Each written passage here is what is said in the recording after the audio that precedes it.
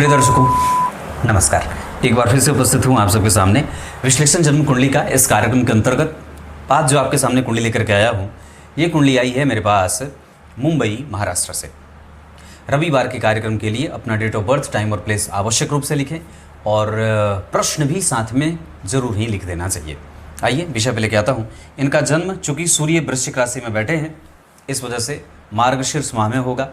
और इनका चंद्रमा जो जन्म कुंडली में सूर्य से 10 घर पीछे है, तो कृष्ण पक्ष के सप्तमी तिथि दिन शुक्रवार, हेमंत ऋतु, ये बहुत अच्छा है। और मार्गशीर्ष और कार्तिक का जो प्रभाव होता है वो व्यक्ति को विलक्षण बनाता है, सुखी बनाता है और प्रगतिशील बुद्धि वाला बनाता है। वो व्यक्ति बहुत छोटी आवश्यकता वाला नहीं होता है, बहुत ऊंची आवश्यकता वाला होता है।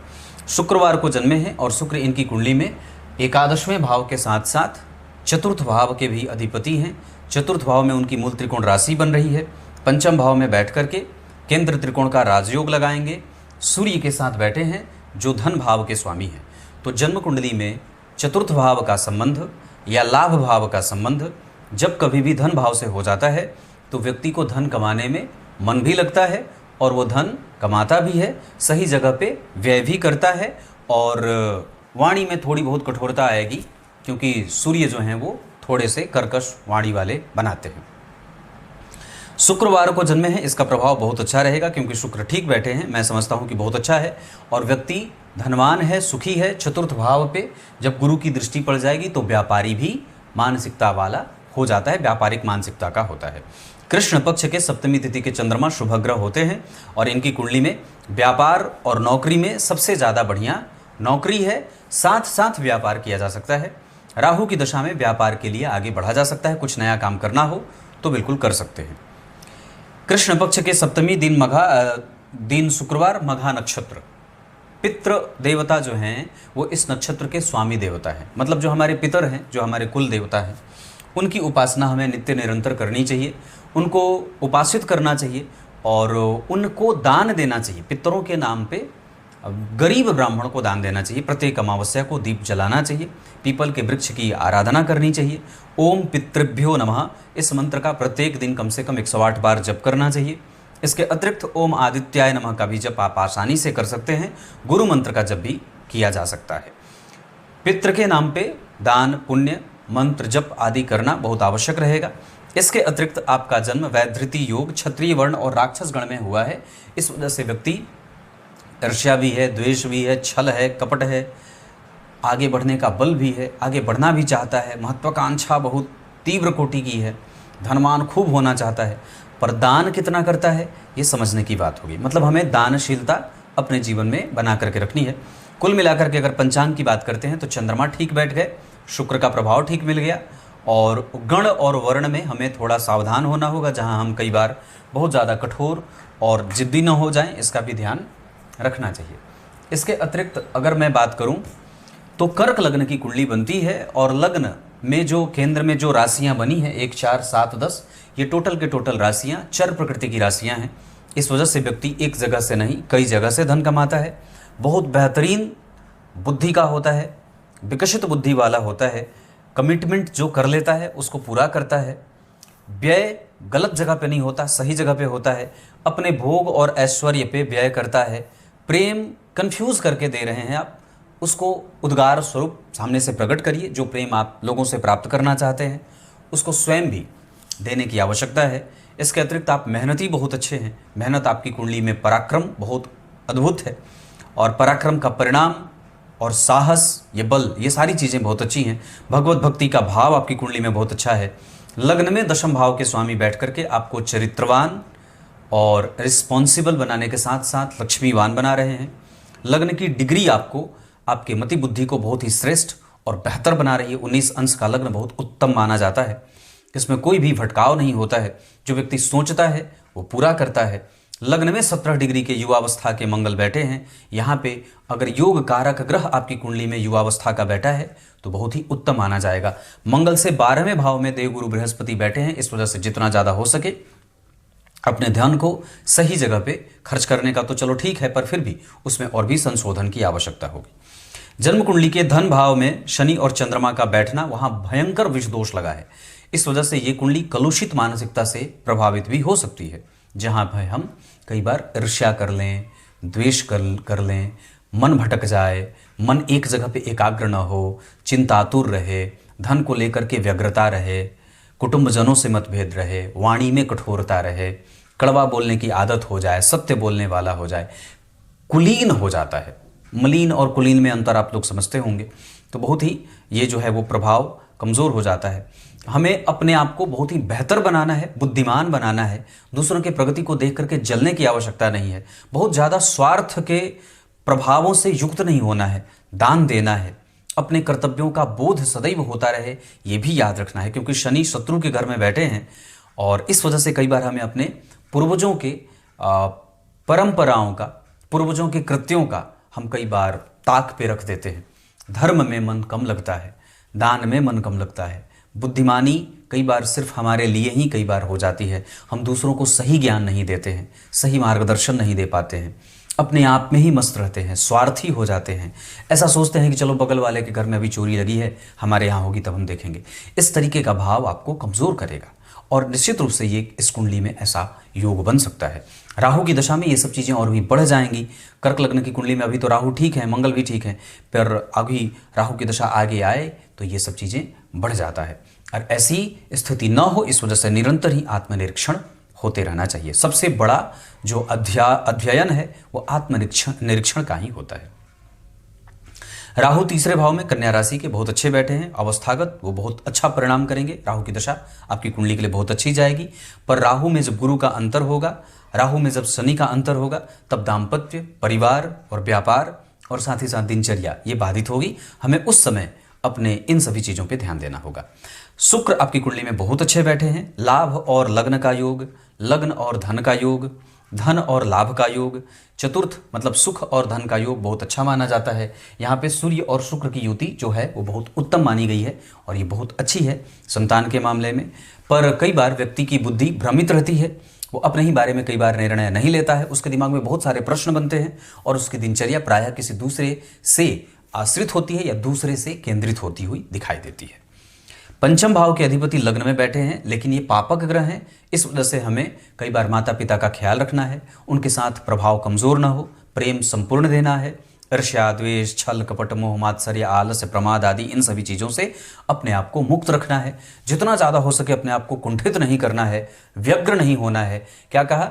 व्यग्र जो चित्त होगा वो व्यक्ति को भ्रमित करेगा और उसके काम में उसके पूरे मन को लगाने से कमजोर कर देता है। गीता जी के दूसरे अध्याय का 50वां श्लोक आप जाकर के देखिएगा, उसमें भगवान ने यही कही है कि कर्म को जब तक शुद्ध मन स्थिति के साथ नहीं किया जाएगा, पूरे मनोयोग से नहीं किया जाएगा, तब तक वो परिणाम प्राप्त नहीं करेगा।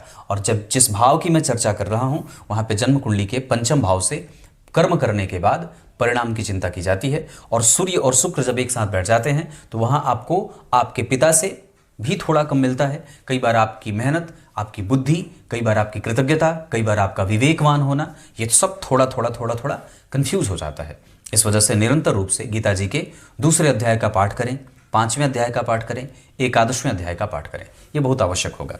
पंचम भाव में सूर्य 16 डिग्री के और शुक्र 4 डिग्री के। वैसे तो शुक्र वहाँ कमज़ोर हो रहे हैं पर अस्त नहीं है, क्योंकि उनकी स्थिति जो है वो उनको अस्त नहीं करेगी डिग्री के आधार पे। पर एक बात और भी है कि पंचम भाव में सूर्य का बैठना व्यक्ति को जलने वाले दिमाग का बना देती है। वो व्यक्ति जलता रहता है बहुत जल्दी, उसको कई बार ये पता नहीं चलता है कि मुझे कितना दम लगाना है किसी चीज़ पे। जैसे मान लीजिए बिस्तर ही उठाना है तो कितना दम लगा करके मुझे उठाना है। तो वो ये जो बल का असंतुलन है वो व्यक्ति के जीवन में पंचम भाव में सूर्य के कारण, और पंचम भाव के अधिपति मंगल का लग्न में बैठना जो पापक ग्रह हैं, इस वजह से मानसिक वृत्तियों को कमज़ोर करते हैं। दाम्पत्य, परिवार, व्यापार, बुद्धि, विवेक, बुद्धिमान होना, ये सब चीज़ें कमज़ोर होती हैं। कई बार व्यक्ति माता पिता से भी विद्वेष करने लगता है, कई बार वहाँ भी शत्रुता या कई बार वहाँ भी जो है वो वैमनस्व का भाव आ जाता है, या कई बार वहाँ पे भी ईर्ष्यालु प्रवृत्ति आ जाती है। कई बार हमारे भाइयों की प्रगति हमारे मन को और बुद्धि को जलाने वाली हो जाती है। ऐसा नहीं होना चाहिए। दूसरों की प्रगति देख करके स्वतः आपका मन स्वच्छ और स्पष्ट होना चाहिए। नौकरी इस कुंडली में ज़्यादा अच्छी है और मैं जहाँ तक विचार करता हूँ तो 6वें भाव में के बुध आपको बहुत साहसी और बुद्धिमान भी बना रहे हैं। अब मैंने आगे बात कही, बुध तक हमारी चर्चा हो चुकी थी। जब जन्म कुंडली के सप्तम स्थान की बात होती है और सप्तमेश जब जन्म कुंडली के दूसरे भाव में बैठेंगे और वो पापग्रह होकर के इस कुंडली के प्रधान मारक ग्रह के रूप में अपने आप को परिभाषित करेंगे। लग्नेश और सप्तमेश की युति एक साथ धन भाव में हो रही है, तो यहाँ कई बार हमारी दिनचर्या, हमारा दाम्पत्य और हमारा व्यापार, इन तीनों में कई बार क्लैश होने लगता है, या फिर कई बार इन तीनों में से दो चीज़ें आगे बढ़ जाती हैं, कोई एक चीज़ पीछे छूटने लगता है। इस वजह से हमें अपने दाम्पत्य पे बहुत फोकस करके रखना होगा, अपनी दिनचर्या बना करके रखनी होगी। इतना ही नहीं, पत्नी के स्वास्थ्य और उनके ऊपर कोई गंभीर बीमारी, इतना ही नहीं, इसके साथ साथ आप अगर अपने व्यापार को लेकर के बहुत ही ज़्यादा मजबूत नहीं रहेंगे तो वो तुरंत ही धड़ाम से गिर जाता है। पर यहाँ पे एक बात और भी होती है, यहाँ पत्नी और पति का जो संबंध होता है वो बहुत उत्तम माना जाता है, ऐसा भी नहीं है। मैंने लग्नेश का संबंध सप्तम भाव के अधिपति से जब हुआ था, इस पे कार्यक्रम बनाया था, तो उसमें बात कही थी कि लग्नेश का संबंध अगर सप्तम भाव से हो जाता है तो विवाह के बाद भी व्यक्ति को विवाह में संबंध में ले जाने वाला हो जाते हैं। मतलब विवाह के बाद भी अतिरिक्त संबंध में ले जाने वाला हो जाता है। ये ठीक नहीं होता, ये व्याभिचारिता का भाव है, जिससे लक्ष्मी की कमी होने लगती है। अष्टम भाव के अधिपति का अष्टम को देखना आयु संपन्न बनाएगा, पर गंभीर बीमारियां और लंबी बीमारी भी दे देता है, जिसमें कई बार पेट से संबंधित बीमारी, नाभि का क्षेत्र परेशान होता है, और इतना ही नहीं, कई बार भुजाओं में दर्द और वात पित्त कफ तीनों यहाँ पे पित्त वाली जो बीमारी होती है, पित्त की अधिकता हो जाती है। इसे संपूर्णतया आप पेट से जोड़ सकते हैं। नवम भाव का स्वामी 12वें में बैठा है, शत्रु के घर में, पर परिवर्तन है, इस वजह से यहाँ पे बहुत अच्छी बात होगी, मैं उसे खराब नहीं कहूँगा। दो विपरीत राजयोग इस तरीके से बन जाएंगे, क्योंकि अष्टम भाव का अधिपति 12वें और छठवें भाव का अधिपति गुरु 12वें और 12वें के अधिपति 6वें में। इसे संपूर्णतया सामान्यतया अच्छी बात कही जाएगी, जहाँ व्यक्ति जीवन में धर्म को पकड़ करके रखने वाला होता है। एक अवस्था के आने के बाद उसमें धर्म में रुचि और भी बढ़ जाती है। दशम स्थान ठीक है, लक्ष्मी संपन्न योग है। एकादशवां बहुत अच्छा है, आप कई जगह से धन कमा सकते हैं। बड़े भाई छोटे भाई पे भी व्यय आपका होते देख रहा हूं। छोटे बड़े भाई बहनों से संबंध ठीक है, पर छोटे भाई बहनों से संबंध थोड़े कमजोर से दिख रहे हैं। आने वाली है राहु की दशा, जिसको लेकर के अगर मैं बात कर दूं तो वो दशा बहुत अच्छी जाएगी। कुछ और भी स्थितियां आपकी कुंडली में अगर मैं बता दूं तो आपके जीवन में जितने भी ग्रह हैं, शुक्र को छोड़ करके, इन सब की दशाएं आपको काम कराने पे विवश करेंगी। मतलब ये कुंडली बैठ करके आपको नहीं खिलाएगी, आपको हमेशा काम करना पड़ेगा। और इस कुंडली में एक और भी अच्छी बात यह है कि आपके पास सदैव काम है भी। राहु की दशा आपकी कुंडली में बहुत अच्छी जाएगी। हाँ, इस काम में, इस दशा काल में आपके पास मेहनत है और काम भी है, इसमें कोई दो राय नहीं है। भवन भूमि वाहन आदि का सुख आपकी कुंडली में 100% बहुत अच्छा है। इसके साथ साथ आपकी कुंडली में अध्ययन बहुत अच्छा है, और इस कुंडली में कोई ऐसी लंबी बीमारी तो नहीं, पर अष्टम भाव पे शनि की दृष्टि के कारण थोड़े बहुत कमजोर परिणाम भी देखने को मिल जाते हैं। आयु अच्छी रहती है। सूर्य का 100% परिणाम मिलेगा, चंद्रमा का 25% मिलेगा, मंगल 100% परिणाम करेंगे, बुध और गुरु आपकी कुंडली में 50% परिणाम करेंगे, शुक्र आपकी कुंडली में संतान में, और कई बार सुख व्यक्ति इकट्ठा तो करता है पर उसको भोग नहीं पाता है, तो इससे संबंधित समस्या आपकी कुंडली में दिख रही है। इस वजह से उसे उपभोग पे भी खर्च करना चाहिए, और सही तरीके से उपभोग पे खर्च करना चाहिए। शनि, राहु और केतु की दशाएं आपकी कुंडली में 50% अच्छी परिणाम करने वाली दशा बन रही, पर इस कुंडली के लिए मार्केश शनि ही होते हैं। मैं और भी चीज़ें आपको बहुत गंभीरता से बता दूं। आपको अपने व्यक्तित्व पे काम करने की आवश्यकता है। धन इस कुंडली में है, पर संघर्ष के साथ है। वाणी पे नियम रखना होगा, संयम रखना होगा। धन कुटुंबजनों से मतभेद ना हो, इसका ध्यान रखना होगा। पैतृक संपत्ति को लेकर के कोई विवाद ना हो, इस पे भी ध्यान रखना है। उसको लेकर के जो है वो सावधानी बरतनी चाहिए। शिव जी की पूजा करिए, सूर्य को अर्घ दीजिए, रविवार को ब्राह्मण की उपासना, ब्राह्मण को बुला करके उनकी पूजा आराधना, उनको दान करिए। बहुत ज़्यादा नहीं करना है, थोड़ा सा ही करना है। इस कुंडली में अगर मैं बात करूं तो पराक्रम इस कुंडली का बहुत ही मजबूत है।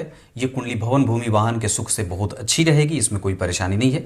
पढ़ने में मन, रिसर्च में मन और दूसरों के प्रति कृतज्ञता के मन को बढ़ाने की आवश्यकता है, उसमें कमजोरी देख रहा हूं। नौकरी और व्यापार में, नौकरी के साथ व्यापार किया जाए, नौकरी छोड़ी नहीं जा सकती है। व्यापार सामान्यतः नौकरी से थोड़ा कम है, पर राहु की दशा में जब गुरु का अंतर आएगा 2028 में, तो आप व्यापार कर सकते हैं।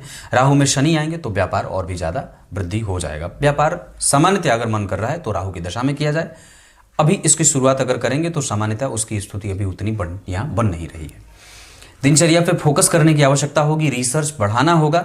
इसके साथ साथ अगर हो सके तो भाग्य को बल देने के लिए एकादशी का आरंभ किया जाए, ब्राह्मणों को दान दिया जाए। इसके साथ साथ गौशाला में जा करके थोड़ी मदद की जाए, वहाँ पे कुछ सेवा कर दी जाए। तुला दान करना चाहिए, चांदी का दान करिए, और अगर हो सके तो अपने पितरों के नाम पे, जैसे कि मैंने कहा, दान आवश्यक रूप से करना होगा। इसके साथ साथ आपकी कुंडली में करियर का बल बहुत अच्छा है, धन का बल बहुत अच्छा है और मेहनत का बल भी बहुत अच्छा है। प्राप्त आपकी कुंडली में आप जितना चाहते हैं उतना हो जाएगा, इसमें कोई संशय नहीं है। शुभ अंक के आधार पर इस कुंडली में 5 अंक बहुत अच्छा होगा। इस कुंडली के आधार पर धन कमाने के लिए अगर दिशा के बारे में बात करते हैं तो पश्चिम और उत्तर की दिशा बहुत अच्छी रहेगी। ये सब कुंडली बहुत अच्छी है। इस कुंडली में प्रत्यक्षतया अगर मैं बात कह दूं तो शनि और मंगल का संबंध जन्म कुंडली के चौथे भाव से है। इस वजह से माता, पिता, भाई, बहन, घर, परिवार और निद्रा, इस पे हमें काम करना ही होगा। इसके अतिरिक्त गुरु, शनि, मंगल सबका प्रभाव जन्म कुंडली के चौथे भाव से बन रहा है। इस वजह से हमें अपने निद्रा पे काम करना है, अपने नींद को बिल्कुल ही ठीक रखने की आवश्यकता होगी। दशम भाव का अधिपति इस कुंडली में लग्न में बैठा है, इस वजह से आपके पास सदैव काम रहेगा और आप बहुत ही प्रगतिशील हैं। नक्षत्र के आधार पे आपकी कुंडली के लिए हस्त, अनुराधा, उसके बाद मृगशीरा, उत्तरा भाद्रपद, उत्तरा फाल्गुनी, उत्तराषाढ़ा, पुनर्वसु, पुष्य और हस्त, ये नक्षत्र किसी भी काम को करने के लिए बहुत अच्छे हैं। मित्रता आप कर सकते हैं वृश्चिक, मीन और वृषभ वालों से। शत्रुता कभी न करें मेष, सिंह और धनु वालों से। आने वाली है राहु की दशा, इस वजह से बहुत ज़्यादा किसी पे विश्वास करने से बचना चाहिए। अगर मैं दशा के बारे में बात कर दूं तो आपकी कुंडली में शुक्र के अतिरिक्त जितने भी ग्रह हैं वो सब अपनी अपनी दशा में आपसे मेहनत करवाएंगे। मतलब ये कुंडली मेहनत करके धन कमाने वाली है। इस कुंडली में भाग्य भाव में केतु बैठे हैं, पंचम भाव के अधिपति लग्न में हैं। इस वजह से व्यक्ति मंत्र जापक होता है। गुरु के प्रति श्रद्धावान बने रहने की आवश्यकता है। गुरु दीक्षा ले लीजिए, गुरु मंत्र का जप किया करिए। और क्या बताऊं आपको, नवमांश कुंडली और दशमांशा कुंडली पे मैंने सम्मिलित चर्चा कर दी है हालांकि, लेकिन नवमांश कुंडली में जो बात बनी है वहां पे नवमांश कुंडली का लग्नेश द्वितीय भाव में और अष्टम भाव का अधिपति जन्म कुंडली में बैठा है पंचम भाव में। ये चीजें थोड़ी कमजोर होती हैं। नवांश कुंडली के सप्तम भाव में शनि, बुध और राहु हैं, इस वजह से पत्नी के साथ व्यापार किया जा सकता है। पत्नी के नाम पे व्यापार किया जा सकता है तो ज्यादा बढ़िया रहेगा। पत्नी एनर्जेटिक हैं, कई बार उम्र में उनके साथ अंतर होता है और इस कुंडली में प्रेम विवाह के भी योग बने हुए हैं। इतना ही नहीं, हालांकि इस कुंडली में विवाह के बाद भी बहुत अच्छा प्रेम होता है। विवाह टूटने वगैरह जैसी कोई बात इस कुंडली में नहीं है। कम्युनिकेशन बहुत अच्छा है, लाभ बहुत अच्छा हुआ है, विवाह में संतुलन बहुत अच्छा है और पत्नी कर्तव्यनिष्ठ है। नवमांश कुंडली के बाद दशमांशा कुंडली का बहुत अच्छा होना, गुरु और चंद्रमा का बहुत बेहतर होना, द्वितीय भाव में शनि का धनवान, सुखी, बहुत अच्छी स्थिति दशमांशा कुंडली की बनी है। शुक्र और मंगल का व्यक्ति का धन व्यय होता है और वो सच्चे अर्थ में अपने धन को लेकर के बहुत ही पॉजिटिव भी होता है। कुछ इसी तरीके से आज के इस कार्यक्रम का समापन करते हैं। तब तक के लिए बहुत बहुत नमस्कार।